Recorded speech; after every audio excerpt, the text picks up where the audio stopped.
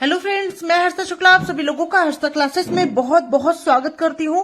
और friends, CTET की का एग्जाम जो कि आपका 31 जनवरी को होना है और उसके अंतर्गत मैं मैथ्स की बहुत ही बम्पर क्लास लेकर के आ रही हूं आप सभी लोगों के लिए। और यहां से प्रश्न आपकी परीक्षा में जरूर आएंगे। ऐसे ही प्रश्न आपकी परीक्षा में हर वर्ष सीटेट के एग्जाम में पूछे जाते हैं, तो उन्हीं प्रश्नों को मैंने इस वीडियो में सम्मिलित किया है। फ्रेंड्स, बहुत ही महत्वपूर्ण वीडियो होने वाला है ये पूरा। आप लोग एंड तक वीडियो जरूर देखें क्योंकि यहां से प्रश्न जरूर पूछे जाएंगे। और हर्षिता क्लासेस चैनल को अभी तक सब्सक्राइब नहीं किया तो बिल्कुल सब्सक्राइब कर लें। अपने सभी दोस्तों सभी मित्रों को जरूर ये वीडियो शेयर कर देंगे ताकि सभी लोग लाभान्वित हो सकें। तो पहला क्वेश्चन मैंने लिया है बहुत इंपॉर्टेंट। 3759 गुणे 9573 के गुणनफल में दहाई और इकाई अंक का योगफल है। बहुत ही अच्छा प्रश्न है आपकी परीक्षा के लिए और ट्रिक के साथ मैं क्वेश्चन को सॉल्व करना बताऊंगी। आप लोगों के लिए बिल्कुल कठिन नहीं रहेगा। तो आप लोग चार ऑप्शन देख सकते हैं। इस तरह से सीटेट में की परीक्षा में प्रश्न पूछे जाएंगे चार ऑप्शंस के साथ। जो लोग पहली बार पेपर दे रहे हैं वो लोग जान ले, पैटर्न इसी तरह से होगा। और यहां पर आप लोग ट्रिक के साथ इसको जानेंगे कि ऐसे प्रश्न अगर आपकी परीक्षा में पूछे जाए तो ऐसे प्रश्नों को आप किस प्रकार से सॉल्व करेंगे। आप लोग यहां पर देख सकते हैं फ्रेंड्स, चार अंक का 4 अंक में गुणा हुआ है। ठीक है, तो पहले 1 2 3 4 अंक और ये 1 2 3 4 अंक। तो इन दोनों अंकों मतलब 4 अंकों ऊपर और 4 अंक नीचे हैं और इन 4 अंकों का आपस में गुणा करके आपको गुणनफल में दहाई और इकाई के अंकों का योगफल आपको ज्ञात करना है। ठीक है, अब देखिए कैसे सॉल्व करते हैं। तो फ्रेंड्स, जहां बात करते हैं हम, पहला पैटर्न आपका होता है इकाई का अंक निकालना। तो इकाई के अंक में हम क्या करते हैं, इकाई आपका ये होता है, ये आपका इकाई होता है। ठीक है, ये आपका दहाई होता है, ये आपका सैकड़ा होता है और चौथा अंक आपका हजार का होता है। ठीक है, तो यहाँ पे आप इकाई के अंकों की बात करेंगे तो इकाई के अंक को आपस में आप क्या कर लेंगे, आपस में आप इसका गुणा कर लेंगे। ठीक है, इकाई के अंक का आपस में गुणा कर लेंगे। और जब दहाई के अंक की बात किया जाएगा तो दहाई के अंक में हम क्या करेंगे, जैसे कि दूसरा पैटर्न आपका दहाई का अंक निकालने का है तो 1 2 3 4 अंक ऊपर और 4 अंक नीचे है। तो आप क्या करेंगे, इस अंक का आपस में गुणा करेंगे और इस अंक का आपस में गुणा करेंगे और गुणा करने पर जो आएगा उनको आपस में जोड़ देंगे। ठीक है, तो इस तरह से आपका दहाई का अंक आ जाएगा। अब क्वेश्चन को कैसे सॉल्व करेंगे इसको देख लेते हैं। तो सबसे पहले आपको दिया गया है, सबसे पहले दहाई और इकाई के अंकों का योगफल आपको ज्ञात करना है। तो आप इन चारों की जगह पे आप क्या लिख सकते हैं, जो संख्याएं दी गई है वो आप लिख लेंगे। 3 7 5 9 ऊपर लिख देंगे और नीचे आप लिखेंगे 9 5 7 और 3। ठीक है, अब सबसे पहले मैंने आपको बताया था कि इकाई का अंक ज्ञात करने के लिए इन दोनों संख्याओं का आपस में गुणा करके लिखते हैं। तो 3 नमा होता है आपका 27 के 7 और हासिल आपका आ गया 2 2 आप साइड में इस तरह से लिखेंगे। ठीक है, 3 9 27 के साथ और हासिल आपका हो गया 2 2 आप साइड में यहां पे लिख दीजिए। ठीक है, अब आपको क्या करना है, दहाई का अंक ज्ञात करने के लिए इसका इसमें गुणा करना है, इसका इसमें गुणा करना है। तो यहाँ पे 5 तिया हो जाएगा आपका 15 और ध्यान दीजिएगा 5 तिया 5 और 3 का आपस में गुणा करेंगे, 5 तिया हो जाएगा आपका 15 और 7 नमा हो जाएगा आपका 63। ठीक है, 63 और 15 को आप जोड़ दीजिए। जब आप जोड़ेंगे तो हो जाएगा 5 3 8 और 6 1 7 78 हो जाएगा। और 78 में ये हासिल जो आपका 2 आया था, 9 3 27 के साथ हासिल 2 आया था, 78 में 2 आप जोड़ेंगे तो हो जाएगा आपका 80 80 के 0 और हासिल हो गया आपका 8। ठीक है, और आपसे इकाई और दहाई का अंक का योगफल ही पूछा है। तो इकाई का अंक आपका 7 आ गया और दहाई का अंक आपका 0 आ गया और दोनों का योगफल जब आप करेंगे 7 धन 0 बराबर 7 ही होगा। ठीक है फ्रेंड्स, तो इस तरह से ऑप्शन नंबर डी आपका बिल्कुल राइट है। होप आप लोग को ये क्वेश्चन अच्छे समझ में आ गया होगा कि ऐसे प्रश्नों को आप किस तरह से सॉल्व करेंगे। बढ़ते हैं अगले क्वेश्चन नंबर 2 की तरफ। अब देखिए क्वेश्चन नंबर 2 कैसे करेंगे। 2 मतलब 2:58 यानी 2:58 PM से 4 घंटा 59 मिनट पहले का समय है। 2:58 PM से 4 घंटे 59 मिनट पहले का समय क्या होगा? बहुत ही अच्छा प्रश्न है। तो यहाँ पे 2:58 PM में है फ्रेंड्स, और इसको हम लिख सकते हैं, इसको PM को जब आप लिखेंगे तो आप लिख सकते हैं 14:58, ठीक है, 14:58 PM, ठीक है, इसको आप इस तरह से लिख सकते हैं, ठीक है। और उससे 4 घंटे 59 मिनट पहले का समय आपसे पूछा गया है, तो मतलब इसमें से आप क्या करेंगे, 4 घंटा 59 मिनट को आप क्या कर देंगे, पहले का समय पूछा गया है तो मतलब इसको आप घटा देंगे, ठीक है। जब आप इसको घटाएंगे तो यहां पे क्या हो जाएगा फ्रेंड्स, यहां पे 8 में से 9 नहीं जाएगा, तो यहां से 1 घंटा आप हासिल लेंगे। क्या हासिल लेंगे? 1 घंटा हासिल लेंगे, और ये आपका मिनट में होता है, तो यानी कि 58 मतलब यहां पे 58 मिनट है, तो 1 घंटा बराबर कितने मिनट में कन्वर्ट होके आया? 60 मिनट में, ठीक है। अब 60 को जब 58 से आप जोड़ेंगे इन दोनों को, और 7 जैसे 60 मिनट आपने यहां पे उधार लिया है, तो 60 मिनट और 58 मिनट को जब आप ऐड करेंगे आपस में, 60 और 58 को, तो ये हो जाएगा 118 मिनट, ठीक है, 118 हो गया। अब 118 में से नीचे वाली संख्या यानी 59 को आप जब माइनस करेंगे, 118 में से 59 को, ऊपर 118 आ गया ना, क्योंकि यहां से 60 आपने उधार लिया है, 58 उसमें जोड़ दिया है, 118 हो गया। 118 में से जब आप 59 को माइनस करेंगे, तो 118 में से जब आप 59 को माइनस करेंगे तो 59 आपका आएगा, तो मतलब यहाँ पे क्या आएगा, 59 आएगा। और यहाँ पे हो जाएगा आपका फ्रेंड्स 1 घंटा आपका यहां से गया है उधार, तो यहाँ 13 बचा, और 13 में से 4 गया, हो गया आपका कितना, 9, ठीक है। तो 2:58 PM में है, और उससे 4 घंटा पहले यानी 12 बजे से पहले जितनी संख्या, मतलब 11:30 भी बजता है तो क्या होता है, AM में होता है। 11:59 तक AM में होता है, मतलब ये 9:59 कितना होगा, AM में होगा, और 9:59 AM जो है आपका आंसर आ जाएगा। होप आप लोग को ये क्वेश्चन अच्छे समझ में आ गया होगा। तो इसका राइट ऑप्शन होगा option number D. Next question number 3 है फ्रेंड्स, 19,000 प्लस 19 सैकड़े प्लस 19 इकाइयों के बराबर है। तो 19,000 है तो 19,000 आप सीधा लिख दीजिए, 19 के आगे 3 0 बढ़ा दीजिए, ठीक है। 19 सैकड़े मतलब 1900, सैकड़ा मतलब क्या होता है, 100 होता है, और 19 इकाइयां मतलब केवल 19, और इन सबको आपस में जोड़ लीजिए, यहां 9 हो जाएगा, ये 1 हो जाएगा, यहां 9 हो जाएगा, यहां 9 1 10 के 0 हासिल 1 और 1 1 2, तो 20,919 हो गया आपका। और 20,919 आपका कहां पे है, तो ऑप्शन नंबर, ठीक है, तो ऑप्शन नंबर ए आपका बिल्कुल राइट होगा, 20,919, ठीक है। होप आप लोग को समझ में आ गया होगा। अब बढ़ते हैं अगले क्वेश्चन नंबर 4 की तरफ, और सभी प्रश्न मैं आप लोग को ट्रिक के साथ करना बता रही हूं। बड़े बड़े क्वेश्चन आप लोग को बहुत इजी वे में समझ में आ जाएंगे। क्वेश्चन नंबर 4 है, यदि 5 6 7 5 6 7 5 6 7 को 5 6 7 मतलब 567 से विभाजित किया जाता है तो भागफल है। ध्यान से समझिएगा इसको कैसे सॉल्व करेंगे, ठीक है। तो यहाँ पे फ्रेंड्स सबसे पहले आप लिख लीजिए 5 6 7 5 6 7 और 5 6 7 आपका 3 बार आया है, और इसको विभाजित करना है आपको 5 6 7 से, ठीक है। तो 5 6 7 जब आपका 5 6 7 यहाँ पे 5 6 7 5 6 7 दिया गया है, तो ये जब आपका कटेगा तो यहाँ पे 1 के आगे 2 0 लगा दीजिए, यहां पर भी 1 के आगे 2 0 लगा दीजिए, और ये 1 बार जाएगा, ठीक है। तो इस तरह से इसका क्या आंसर हो जाएगा, 1 0 0 1 0 0 1, ठीक है।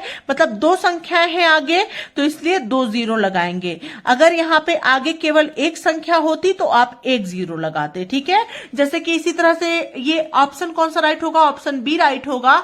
ऐसे मान लीजिए आपसे दिया गया रहे कि 45 और 45 को आप 45 से विभाजित कीजिए, तो इसमें आप क्या करेंगे, इसमें आप 1 करके 0 लगा देंगे, यहां पे 1 करके 0 लगा देंगे, यहां पे 1 कर देंगे लास्ट वाले में, तो इसका आंसर हो जाएगा 1 0 1 0 1, ठीक है फ्रेंड्स, तो होप आप लोग को इस तरह से कोई भी संख्या अगर 2 अंकों वाली संख्या हो, दी गई रहे 3 बार और या 4 बार भी दी गई रहे तो उतना ही रिपीट कर देंगे, 10 10 10 एक बार और कर लेंगे, फिर 1 करेंगे। ठीक है फ्रेंड्स, तो इस तरह से ऐसे प्रश्नों को आप सॉल्व करेंगे। बढ़ते हैं अगले प्रश्न की तरफ। नेक्स्ट क्वेश्चन नंबर 5 है, 1/2 में कितने 1/8 हैं? ऐसे प्रश्न जब आए परीक्षा में तो क्या करेंगे, 1/2 डिवाइड 1/8 कर दीजिए सीधा सीधा, और 1/2 गुणे 8/1। जब गुणा करते हैं तो नीचे वाली संख्या ऊपर चली आती है, ऊपर वाली संख्या नीचे चली आती है। 2 चौके 8 यानी 4। 1/2 में 4 1/8, मतलब 1/2 में कितने 1/8 है, तो 4। तो यहाँ पे हो जाएगा 4 आपका राइट ऑप्शन होगा, ऑप्शन नंबर ए। ठीक है फ्रेंड्स, अगले क्वेश्चन नंबर 6 की तरफ बढ़ते हैं। क्वेश्चन नंबर 6 है आपका, कक्षा 5 के विद्यार्थियों को समतल आकृतियों के क्षेत्रफल की संकल्पना से किसके द्वारा परिचित कराया जाता है? ध्यान दीजिएगा, ऐसे प्रश्न को कैसे सॉल्व करेंगे। तो यहाँ पे आपको 4 ऑप्शन दिया गया है, आप लोग देख सकते हैं। पहला ऑप्शन है, आयत की लंबाई और चौड़ाई का पता लगाते हुए आयत के क्षेत्रफल के सूत्र का प्रयोग करके आयत के क्षेत्रफल की गणना करना। तो फ्रेंड्स, सूत्र की बात जहां पे आएगी वो तो बिल्कुल नहीं करेंगे। ऑप्शन नंबर बी है, आयत एवं वर्ग के क्षेत्रफल का सूत्र बताकर। यहां पर भी सूत्र आया है, मतलब नहीं। ठीक है, कोई चीज रटने वाली चीजें नहीं है। ठीक है, बच्चों 1 से 5 तक के बच्चों को पढ़ाने की बात यहाँ पे की जा रही है, तो उनको रटवाने की जरूरत नहीं है कि उनको फॉर्मूले रटवाए जाएं। ठीक है, ऑप्शन नंबर सी है, इकाइयों वर्गों के गणन की सहायता से आकृतियों के क्षेत्रफल की गणना करना। ये भी नहीं होगा। ऑप्शन नंबर डी है, विभिन्न वस्तुओं जैसे हथेली, पत्ती, पेंसिल आदि की सहायता से किसी भी आकृति के क्षेत्रफल को मापना। तो यहाँ पे ऑप्शन नंबर डी आपका बिल्कुल राइट है। होप आप लोग को, क्योंकि यहाँ पे फ्रेंड्स करके क्रियाकलाप के माध्यम से सीखने पर जोर दिया जा रहा है। क्रिएटिविटी करके, मतलब एक्टिविटी करके बच्चों के हथेली, पत्ती और पेंसिल आदि की सहायता से जो है किसी चीज के सीखने पर बल दिया जा रहा है। तो जहां पे ऐसी चीजें इंक्लूड हो, मतलब किसी चीज की सहायता से किसी चीज को सिखाने पर बल देना, तो वही आपका राइट ऑप्शन होगा। Option number D is right answer. Next question की तरफ बढ़ते हैं। नेक्स्ट क्वेश्चन नंबर 7 है फ्रेंड्स, गणित में गणना करने संबंधी कौशलों को किसके द्वारा बढ़ाया जा सकता है? तो ऑप्शन नंबर ए है, कक्षा में अभ्यास हेतु क्रियाशील गतिविधियों का आयोजन करके। ठीक है, ऑप्शन नंबर बी है, संकल्पनाओं और प्रक्रियाओं को स्पष्ट करने के बाद अधिक से अधिक अभ्यास कराना। ऑप्शन नंबर सी है, केवल संकल्पना ज्ञान देकर, तथा ऑप्शन नंबर डी है, केवल एल्गोरिथम का वर्णन करके। तो फ्रेंड्स, ऑप्शन नंबर बी यहाँ पे बिल्कुल राइट होगा, क्योंकि यहाँ पे संकल्पनाओं और प्रक्रियाओं को स्पष्ट करने के बाद, मतलब उसकी संकल्पना और प्रक्रिया जितनी है वो स्पष्ट करके उन्हें अधिक से अधिक अभ्यास कराने पर बल दिया जाए। इसके द्वारा जो है गणित की में गणना संबंधी कौशलों को बढ़ाया जा सकता है बच्चों के। ठीक है, तो इस प्रकार से option number B is right answer. Next question number 8 पर आते हैं फ्रेंड्स। इस तरह के प्रश्न भी गणित में पूछे जाएंगे सीटेट में। कक्षा 2 के शिक्षक ने योग यानी जोड़ के निम्नलिखित शाब्दिक प्रश्न को विद्यार्थियों को हल करने हेतु दिया। एक टोकरी में 5 सेब है, उसमें 7 सेब और डाल दिए गए। अब टोकरी में कितने सेब हैं? इस प्रकार का शाब्दिक प्रश्न निम्न में से किस श्रेणी में आता है? ध्यान दीजिएगा, अगर इस तरह से कोई प्रश्न पूछा जाए तो ये किसकी श्रेणी में आएगा? मतलब जैसे योग के निम्नलिखित शाब्दिक प्रश्न को जो है, जैसे कि एक टोकरी में अगर 5 सेब है तो उसे में 7 सेब और डाल दिए गए, तो अब टोकरी में कितने सेब हैं? इस तरह का अगर क्वेश्चन पूछा जाए तो किस में आएगा ये? तो ये जो है ऑप्शन नंबर डी बिल्कुल राइट है। अगर इस तरह से योग का कोई भी प्रश्न मतलब कक्षा 2 के छात्र से पूछा जाए तो समुच्चयन में आएगा। ऑप्शन नंबर डी बिल्कुल राइट होगा। बढ़ते हैं अगले प्रश्न की तरफ। अगला क्वेश्चन नंबर 9 है फ्रेंड्स, गणित में त्रुटियों की एक महत्वपूर्ण भूमिका है, यह कथन किस है? तो यह कथन कैसा कथन है? तो ऑप्शन नंबर ए है गलत, क्योंकि गणित में त्रुटियों का कोई स्थान नहीं है। ठीक है फ्रेंड्स, अगला पहला ऑप्शन है। दूसरा है गलत, क्योंकि त्रुटियां लापरवाही दर्शाती हैं। ठीक है, ऑप्शन नंबर सी है सही, क्योंकि ये बोध कराती हैं कि बच्चे गणित की अवधारणा को की किस प्रकार रचना करते हैं, और ऑप्शन नंबर डी है सही, क्योंकि ये विद्यार्थियों को उनके प्राप्तांकों के बारे में फीडबैक देती है। तो पहली बात तो त्रुटियां होना तो स्वाभाविक है, इसलिए गलत वाला ऑप्शन बिल्कुल गलत है। और यहाँ पे फीडबैक का तो कोई मतलब ही नहीं है छोटे बच्चों के का फीडबैक लेने का, तो ऑप्शन नंबर सी एक उपयुक्त एग्जाम मतलब ऑप्शन कहा जा सकता है, क्योंकि सही, क्योंकि ये बोध कराती है, मतलब ये ज्ञान कराती है कि बच्चे गणित की अवधारणा की किस प्रकार रचना करते हैं, मतलब बच्चे गणित को सही प्रकार से समझ रहे हैं या नहीं समझ रहे हैं, उनको और समझाने की आवश्यकता है। किसी टॉपिक को जैसे जोड़ अगर हम उनको सिखा रहे हैं, जब वो त्रुटियां करेंगे तभी तो जानेंगे कि हाँ इनको समझ में नहीं आया है, और अधिक इनको अभ्यास कराने की आवश्यकता है, इसलिए ये राइट ऑप्शन है, ऑप्शन नंबर सी। ठीक है, अगले क्वेश्चन नंबर 10 की तरफ बढ़ते हैं फ्रेंड्स।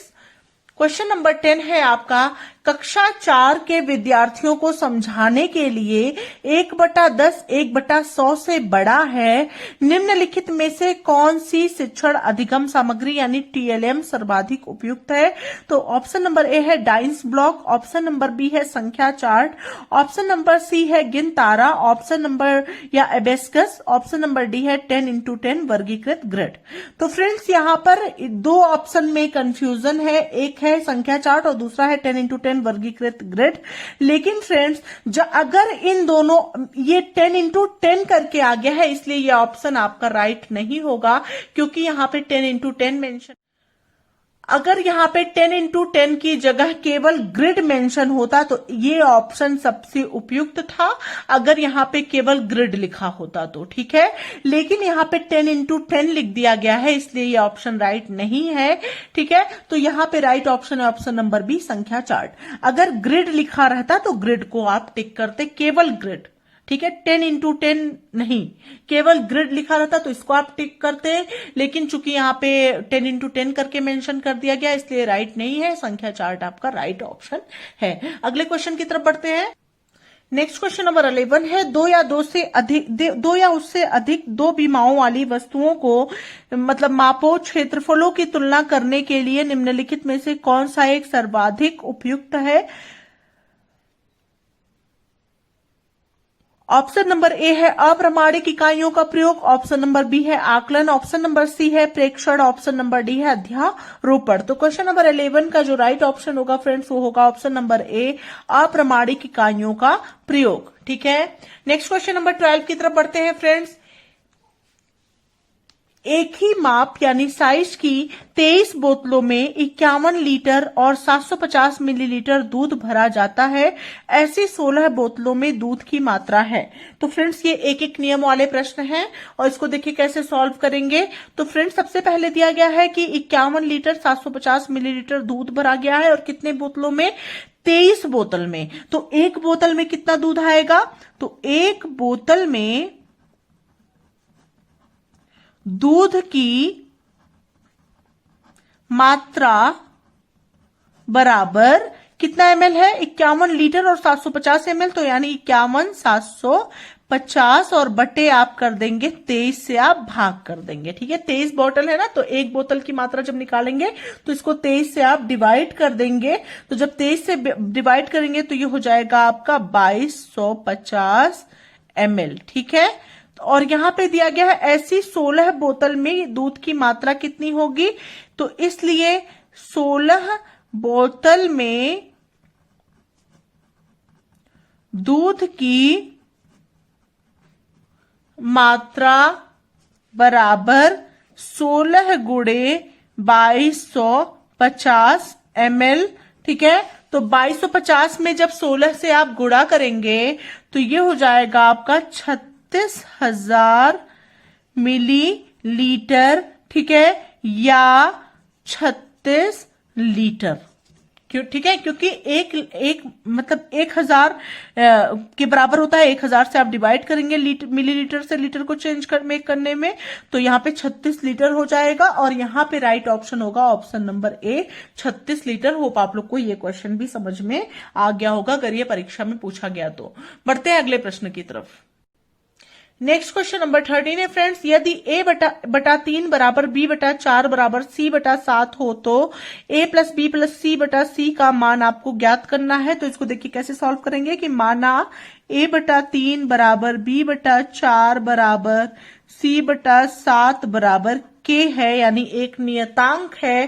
तो यहाँ पे हो जाएगा A/3 बराबर K, तो A बराबर हो जाएगा आपका 3K, B बराबर हो जाएगा आपका 4K और C बराबर हो जाएगा आपका 7K। ठीक है, अब यहाँ पे वैल्यू आप रख दीजिए A plus B plus C upon C का मान। तो यहाँ पे A plus B plus C मतलब हो जाएगा 3K plus 4K plus 7K और अपॉन C है तो अपॉन 7K। तो यह हो जाएगा आपका 7 4 11 3 14K और बटे 7K और K से K कट गया, 7 दूना 14 बराबर 2 हो गया आपका आंसर। और 2 आपका कहां पर है? ये 2 आपका है ऑप्शन नंबर ए में। Option number A is right answer, 2 आपका बिल्कुल राइट है। अगले क्वेश्चन की तरफ बढ़ते हैं इसी प्रकार से। क्वेश्चन नंबर 14 है फ्रेंड्स कि a plus B upon C is equal to B plus C upon A is equal to C plus A upon B is equal to K हो तो k इज इक्वल टू कितना होगा? इसको देखिए कैसे solve करेंगे। तो यहाँ पे फ्रेंड्स यहाँ पे लिख लेंगे a प्लस बी बराबर A plus B upon C is equal to के है, तो इसको लिख सकते हैं a plus B is equal to C के, आप लिख सकते हैं ना। इसी तरह से b plus C is equal to A के और c plus A is equal to B के। ठीक है, तो इस तरह से आप लिख सकते हैं। तो a प्लस बी बराबर c के और यहाँ पे हो जाएगा b प्लस सी बराबर a के और c प्लस ए बराबर b के। ठीक है, तो इस तरह से आपने लिख लिया। अब इसको कैसे लिखेंगे फ्रेंड्स? यहाँ पे हो जाएगा, यहाँ पे a 2 बार है, b 2 बार है और c 2 बार है, तो यहाँ हो जाएगा 2a plus 2b plus 2c बराबर c के a के प्लस b के और प्लस c के, मतलब सीरियल क्रम में इसको आप लिख दीजिए। ठीक है, इस तरह से हो जाएगा ये। अब यहाँ पे 2 कॉमन हो गया, a प्लस बी प्लस सी और यहाँ पे हो गया k कॉमन हो गया, a प्लस बी प्लस सी हो गया। ठीक है, अब यहाँ पे a प्लस बी प्लस सी और a प्लस बी प्लस सी आपस में कैंसिल हो गया, k इज इक्वल टू हो गया आपका 2। ठीक है, तो k की वैल्यू कितनी आ गई? 2 आ गई और k की वैल्यू 2 आपका किस ऑप्शन में है? ऑप्शन नंबर ए बिल्कुल राइट है, 2 इज राइट आंसर। अब बढ़ते हैं अगले प्रश्न की तरफ। नेक्स्ट क्वेश्चन नंबर 15 है फ्रेंड्स, यदि 1 minus 1/5 bracket close 1 minus 1/6 bracket close 1 minus 1/7 bracket close dash dash dash 1 minus 1/100 is equal to, इसकी वैल्यू कितनी होगी? ठीक है, तो इसको कैसे करेंगे? 5 एकन्नम 5 और 1 घट गया इसमें से, तो हो जाएगा 4/5 और दूसरा हो जाएगा आपका फ्रेंड्स गुड़े 6 एकन्नम 6 माइनस 1 बराबर 5/6 और अगला हो जाएगा 7 एकन्नम 7 माइनस 1 बराबर 6/7 डैश डैश डैश 100 एकन्नम 100 माइनस 1 बराबर 99/100। ठीक है, अब देखिए इसको कैसे सॉल्व करेंगे फ्रेंड्स। अब इसमें क्या होगा कि सभी वैल्यू आपस में कट जाएंगी। ये 4 को छोड़ करके बाकी नीचे 5 जो है इस 5 से कट गया, ये 6 इस 6 से कट गया, अगला 7 आएगा तो 7 से 7 कट गया, इस तरह सब कट जाएगा। तो यहाँ पे आपका अंश बचा है, यहाँ पे 4 बचा है, तो यहाँ निश्चित रूप से आपका हर लास्ट में 100 बचेगा और 99 इससे पहले आएगा तो 99 से कैंसिल हो जाएगा। तो यहाँ पे 4 बचेगा और अंतिम में आपका 100 बचेगा, मतलब 4/100 आपका बचेगा। तो 4 एकन्नम 4 4 दूना 8 4 पंचे 20 मतलब 1/25 आपका इसका आंसर हो जाएगा। ऑप्शन मैंने लिखा नहीं है, 1/25 जिस ऑप्शन जो भी ऑप्शन होगा वो बिल्कुल राइट आंसर होगा। ठीक है फ्रेंड्स, तो इस तरह के क्वेश्चन भी परीक्षा में बहुत पूछे जाते हैं। तो फ्रेंड्स इसके साथ मैं मॉडल पेपर 1 यहीं पर समाप्त करती हूँ। क्वेश्चन अच्छे समझ में आया हो तो बिल्कुल चैनल को लाइक करना और वीडियो को लाइक करना और शेयर करना ना भूलेंगे। नेक्स्ट पार्ट में जल्द ही लेकर के पुनः हाजिर होंगी, तब तक के लिए thank you so much friends, thanks for watching my video.